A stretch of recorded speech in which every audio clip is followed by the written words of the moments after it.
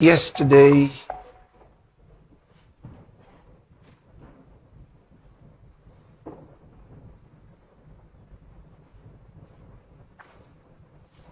the whole world was informed of the death of the Bishop of Rome and Pontiff of the Catholic Church, the Pope Francis.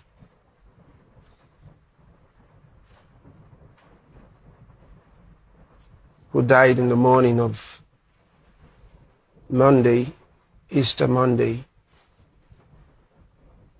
was yesterday.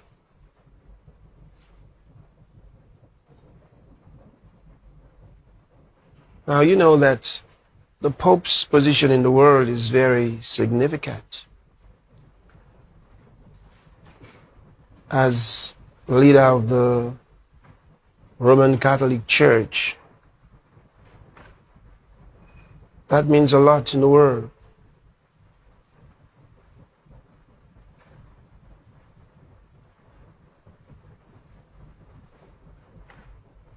Then consider also that for the most part,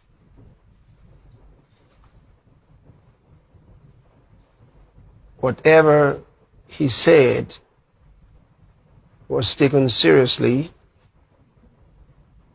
especially because he was deemed to be speaking in the name of the Lord. Of course, in several instances, especially Pope Francis, in several instances, some of the things that he said were completely off course. They were not things that were consistent with God's will. And I remember in 2020 and parts of 2021, I did refer to some of the wrong steps that he and the globalists took, because he was on the side of the globalists at that time. But somewhere along the line, Pope Francis did make a detour. He actually had what you would almost call a turnaround, because he stopped fueling the globalists and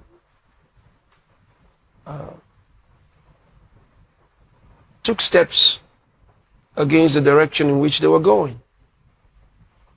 And I was personally very grateful for that, because that really helped our cause. And in the last maybe 1 year or more,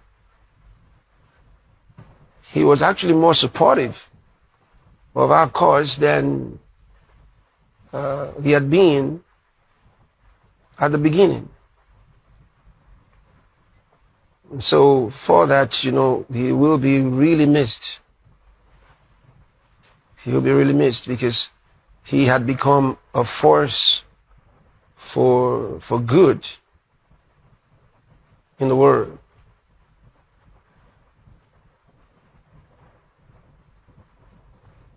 Some of the things that I actually brought out, which some of the things I put on the screen, some of the decisions that he had made that were just not okay. He had actually stopped working on them. He actually put a freeze on them, which was beautiful. See? And that was amazing to the globalists, because they didn't expect someone like the Pope to have a turnaround, but he did. Apparently, God was guiding him. So now that he's passed, We understand that in about 2 weeks or so, the cardinals are going to be having their conclave, during which they will be electing a new pope.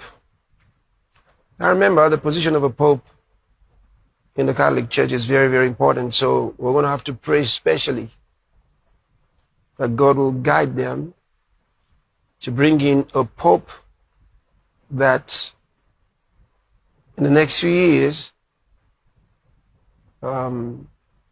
we should be having a real revival of the gospel and the truth in the Catholic Church. It is very important that many around the world who are in the Catholic Church get to know the truth of God's word.